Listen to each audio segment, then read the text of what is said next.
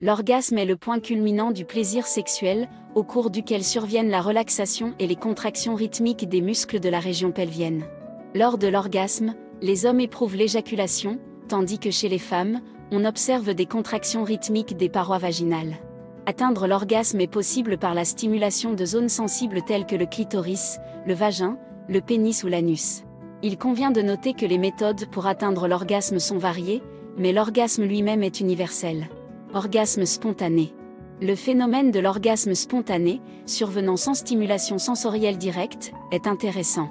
Ce type d'orgasme peut survenir de manière inattendue. Les processus menant à l'orgasme spontané ne sont pas encore entièrement compris scientifiquement, et il reste incertain à quelle fréquence ils se produisent.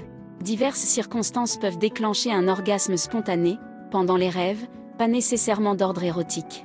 Dans de tels cas, aussi bien chez les hommes que chez les femmes, une pollution nocturne peut survenir, l'éjaculation chez les hommes et l'excrétion de lubrifiant vaginal chez les femmes. Lors de fantasmes sur des scénarios romantiques ou sexuels. Pendant la pratique d'exercices physiques.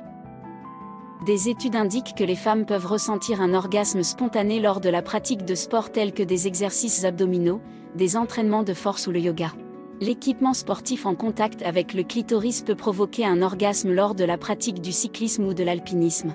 Pendant l'accouchement. Des études montrent que dans environ 0,3% des accouchements vaginaux, une femme peut ressentir un orgasme, ce qui peut aider à réduire la douleur. En cas de stress intense, par exemple pendant un examen. Lorsque l'orgasme est un symptôme de maladie.